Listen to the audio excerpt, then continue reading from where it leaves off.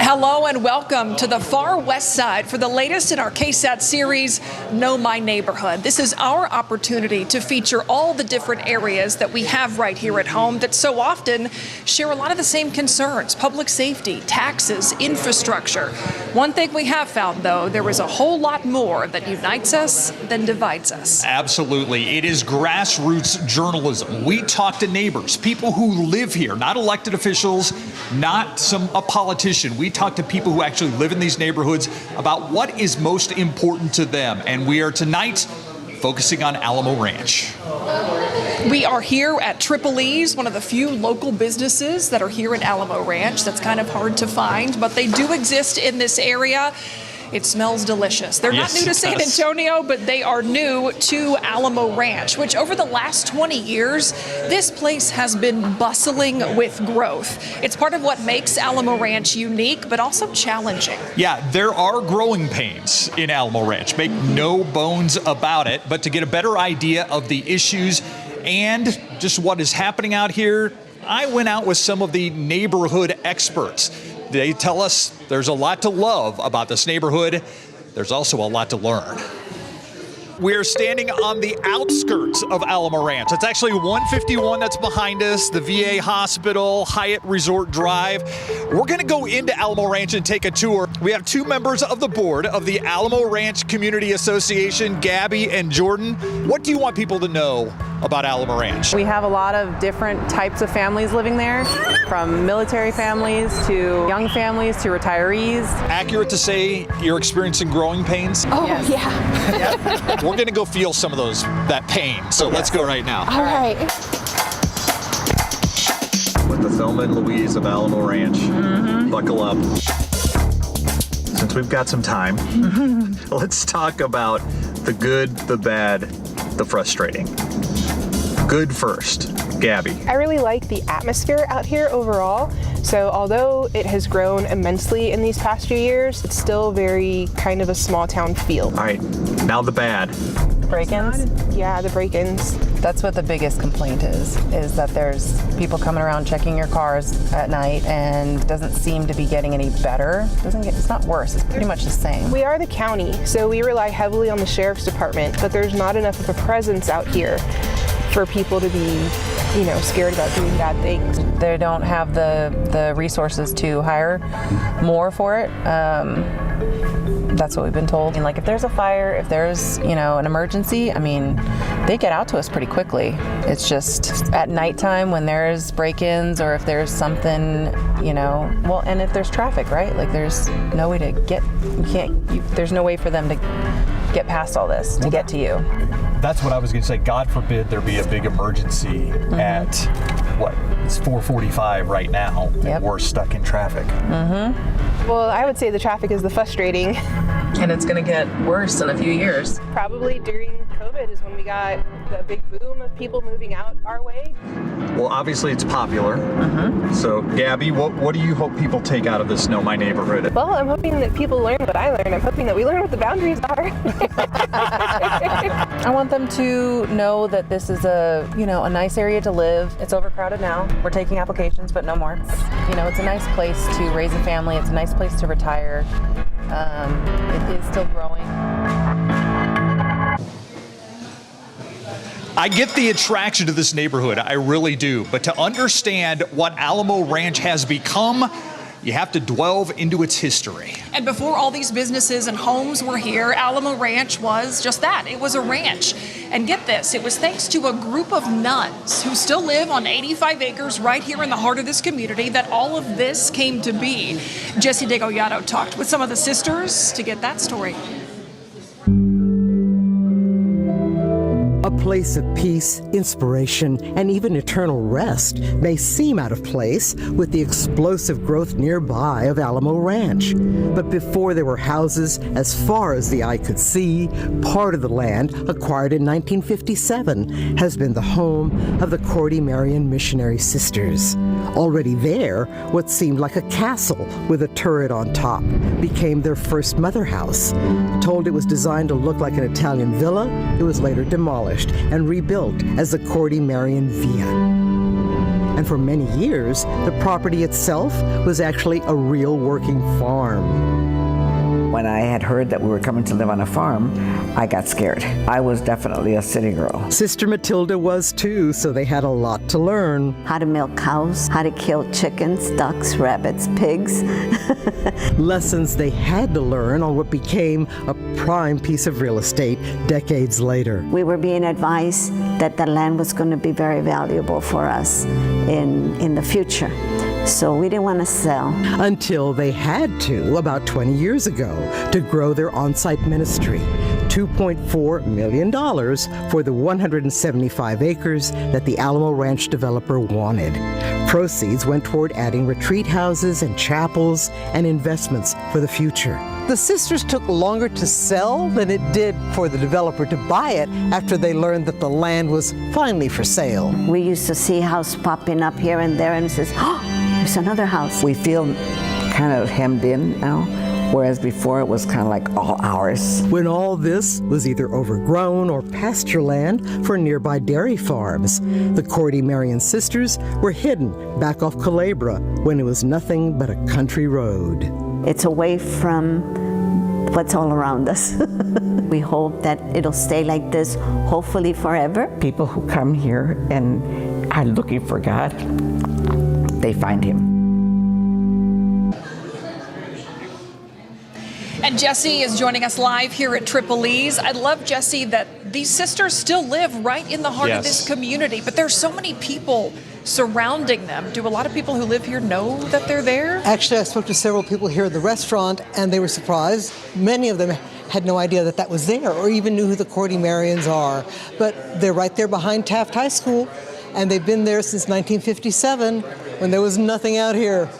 And Jesse, you have worked at KSAT and been in San Antonio for a long time. Did you know this history of Alamo Ranch? Absolutely not. In fact, when I was told that we were featuring Alamo Ranch, I thought, what kind of history could there be to a mega subdivision? Right, and then lo and behold, the Cordy Marions are just beautiful, Then you beautiful met the ladies. sisters. The sisters. Yes. Absolutely. Love it.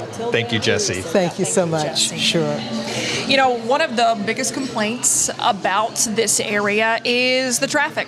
All the traffic that we have out there. So we are live inside Triple E's here, but right outside these doors, those windows you see, that's where you can see some of that frustration. Yeah, and hopefully this will soon be part of the area's history, a thing of the past when we talk about the traffic. But for now, it's the reality these people are dealing with on a daily basis. Our Adam Caskey is out and about. Adam, you've been getting a closer look at the traffic from outside of Triple E's.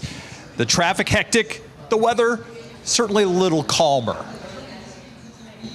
Hey, at least the weather's nice for the traffic. You can have the windows down. You don't need your air conditioner. You don't even need your heater. And I will say earlier today was, I think, really the peak of the rush hour, at least going eastbound on Alamo Ranch Parkway towards 1604, when the stoplight about a block that way behind me was backed up all the way beyond where we're located, but it hasn't been as bad since then. Weather, though, beautiful.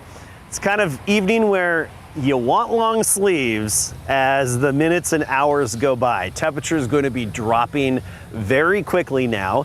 We'll talk about our temperature trend for the rest of the week, and even a little downturn in our temperatures with the next cold front currently with the big system out in the Pacific. We'll time that out for you and let you know how it's going to impact your Thanksgiving in just a bit. All right, thank you, Adam. We want to take another look outside a different part of San Antonio, looking towards downtown here, I-10 as well. We want to let you know, too, if you're looking for the latest headlines, you can get those anytime at KSAT.com. We've got lots more Know My Neighborhood here to do. Yeah, coming up on Know My Neighborhood, we're continuing with our show on the road, this pop-up newscast. One of the biggest areas of concern for homeowners here, vehicle break-ins. We talked to a family who's gone to great lengths to make sure thieves can't take from them again. It's a very active community, but once the daylight goes out, yeah, there's, how safe does somebody feel? Plus, we just showed you some of the traffic this neighborhood deals with. So is there any relief in sight for the traffic that's out here? The answer to that, it's a bit tricky. Who holds the key and what TxDOT is planning to determine what comes next.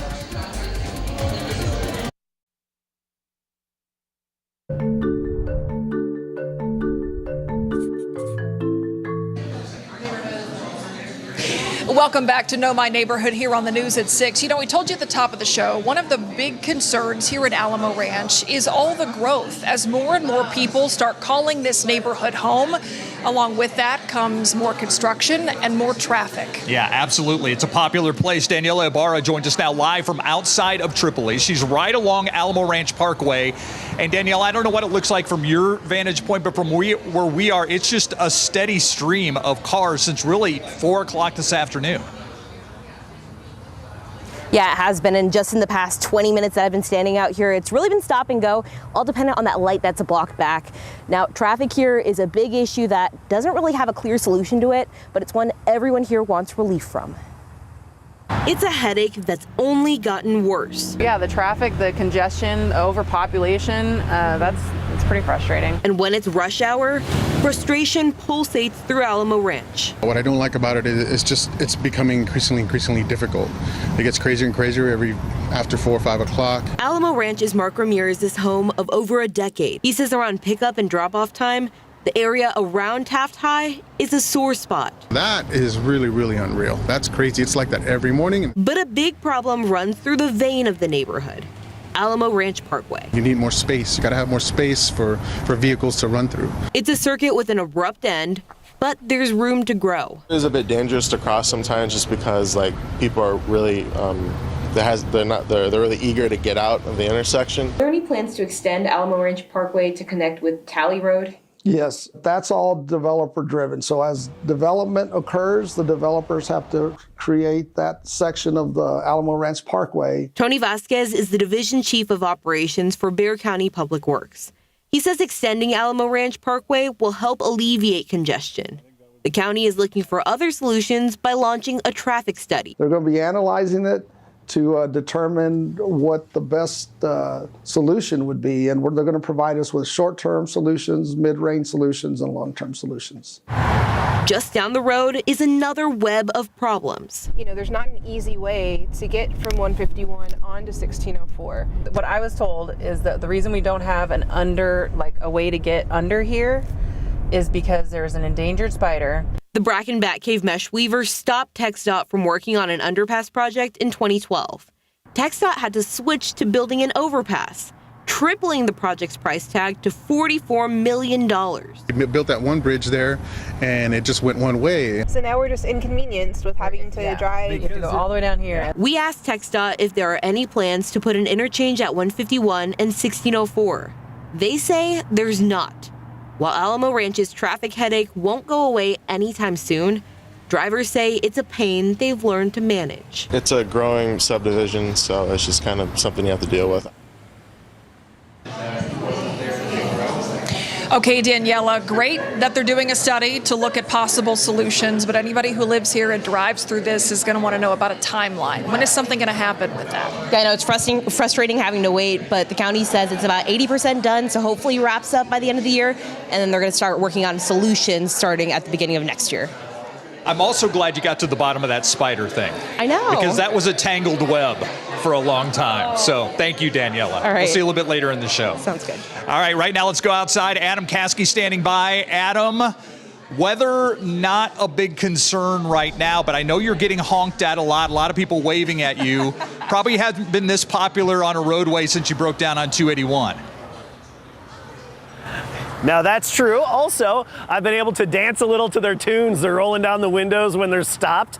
Might as well turn the lemons into lemonade, right? When you're stuck in the traffic, have a little fun. You may think it's a little odd that I'm holding an umbrella under a clear sky with not even a cloud within hundreds of miles, but one thing we learned along this stretch of Alamo Ranch Parkway, Wednesday's their watering day. And the sprinklers just went off nearby. So just preparation, being prepared, always keep one handy in the car.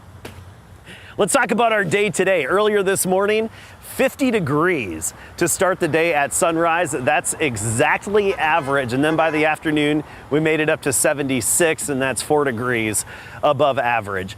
So going forward, our mornings aren't going to change a whole lot the rest of this week, but the afternoons will fluctuate just a little bit here and there. And then a cold front affects us as we get into next week. Take a look at the current temps. Now, these numbers have dropped off quite a bit. Most of us were in the 70s just a little bit ago. Now 66 Bernie, still 75 Stinson, 70 in Bulverde, officially at the airport 71. By 8 o'clock, we're 10 degrees cooler at 61. This good, crisp fall feel allows those temperatures to drop off quickly. And by 7 a.m. tomorrow, we're talking 50 degrees again with some upper 40s in outlying areas, especially as you get up into the hill country and some locations just north of town. Look at our temperature trend. 77 tomorrow, 78 on Friday. And basically, we'll have highs in the 70s all the way through the weekend and even Monday. By late Monday, that's when our cold front arrives and temperatures drop. Tuesday, we're talking a high temperature of 60. So if you think about it on Tuesday, most of the day is going to be spent, or a good chunk of it's going to be spent in the 50s. And that cooler weather and that cooler air will affect Thanksgiving. So let's talk about it all, set the stage here with what we're watching. You see over Texas, we're dry. We've got systems to the west and east. We're going to focus on the system to the west. That's over the Pacific. That's throwing moisture into California. It's heading inbound, and it will be affecting us and helping to push that cold front through on Monday. It'll be a big wound-up system in the center of the country. Unfortunately, you look at the rainfall potential, and it's just not our time. We've actually dropped the rain chances a little bit for Sunday and Monday down to 10%. That's what the latest guidance looks like, partially because the cold front's going to be flying in really quickly, one of those that just moves in and out very fast, and that's going to pick up the wind quite a bit. And by the way, coming up at 6:45, we'll talk more about what you can expect wind-wise with this front, because you're going to notice it. A lot of sunshine up until Sunday, a little extra cloud cover. Then you see that drop off. Look at Wednesday morning at 40 degrees. Thanksgiving Day, we start the day around 42, and by the afternoon, we're up to 65. That's our Thanksgiving sneak peek, and as long as that big barreling upper level system stays progressive, then it looks like that forecast should hold pretty tight for Thanksgiving. Of course, we'll keep you updated. We'll also have a breakdown of more high temperatures across our area and what to expect coming up at 6:45. So far, don't need the umbrella, but we're waiting for the zone to change on these sprinklers. It's gonna happen like that. That's why we're prepared. Yeah, rain chances or a rogue sprinkler. The man is ready. Yeah. Thanks, Adam. Live TV, you have to love it, right? All right, still to come here. By the looks of all the traffic that was behind Adam there, it doesn't look like transportation is a real issue in Alamo Ranch, but VIA is planning for a park and ride site here in the heart of this neighborhood. Neighbors want to know why, and they want to know when. We have the concerns and what we heard from VIA. Plus. I wish my cow would give us some milk. It is one of the Northside ISD's first high schools to open and the first to open in this area. Over the last 30 years, William Howard Taft High School has earned itself recognition as one of the go-to schools for fine arts. A look at how they're still holding that title and the motto that's helped them earn it when we come back.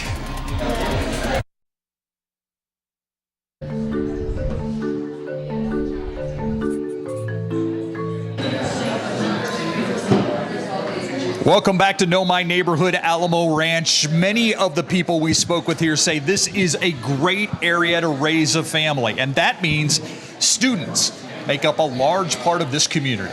And Taft High School is where the majority of families in Alamo Ranch can choose to send their students. It didn't come with this relatively new neighborhood, though. Taft has been around since 1985. Yeah, and its fine arts program, they say, is what sets them apart. And Taft leaders say they love the fact that they can enhance the skill of their students when it comes to music, when it comes to theater, when it comes to production. Patty Santos tells us why their motto, "We over me," is more of a mentality. Actors, are you ready? Ready. Tech, are you ready? Enjoy the show. Once upon a time. If you want to go do good fine arts and good theater, I wish my cow would give us some milk. you go to Taft. From its foundation in 1985, Taft High School has had a leading spirit. There was really a standard of excellence when the school opened. You know, it was new and it was the only school out here. Amanda Pyle, Taft Fine Arts coordinator and head theater director, has been around for more than a decade, helping to cultivate a collaborative spirit across all fine arts programs. Every other year, we put on a full musical that incorporates all of the fine arts. Whether it's in theater,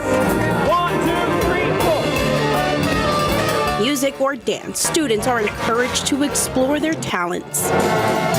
One of our mottos here is try the whole buffet. So actors, you don't want to just try acting. You want to try tech. You want to try set design, costume design, all of that. For student Bailey Sapita, there's a genuine sense of community. We are all about we over me. It's another one of our mottos, which means put the whole department in front of yourself. This is my 3rd year in Taft Theater, and it's probably my favorite place that I've ever been. Is a thing that you've not even seen. Junior Ella Cruz says students feel respected, and it influences their desire to put forth professional quality. Learn her name. Oh, there's a dwarf standing guard. We really believe that, you know, if Broadway is the standard, that's what we should be striving for. And high schoolers can meet that standard. Pyle says whatever they're doing is working. Taft's band, dance, orchestra, and theater programs have been recognized over 70 times in state and national competitions. The school proudly boasts of students who have gone on to the big screen, the main stage, or have become professionals in the arts. You guys have a good reputation in the district? Yes, absolutely, absolutely. And you're not just saying that? No, I'm not just saying that. Other people are telling me that too. Okay. It was Sasha's, I just asked it. That sense of community extends beyond the school walls as well. I have parents who their students have graduated and they'll come back and volunteer to run concessions just because they love being a part of the community that has been created through Taft in the Alamo Ranch community. Hey, we have a football game in like 50 minutes, so switch your brain. Brass, warm down your chops, please. Thank you all. I love that. Switch your brains. You know, we keep talking about growth here in Alamo Ranch. There's been so much of it that several other schools have opened up to accommodate that. That includes Brennan High School, Harlan High School, and Sotomayor as well. Yeah, and with all that growth, there's still a big question out there. What exactly are the boundaries of Alamo Ranch? Sometimes the misconception is there's so many neighborhoods, so everyone just kind of fits. Oh, you're on the west side, you're Alamo Ranch. A debate over boundaries, and boy, is this a big one. How do you define Alamo Ranch? Is it this or is it that? We explore where it stops and starts when we come back. And vehicle break-ins and thefts. It's a problem all across Bexar County, and this area is no exception. We're going to introduce you to a man who may have a tip or two to help keep your property safe when Know My Neighborhood comes back.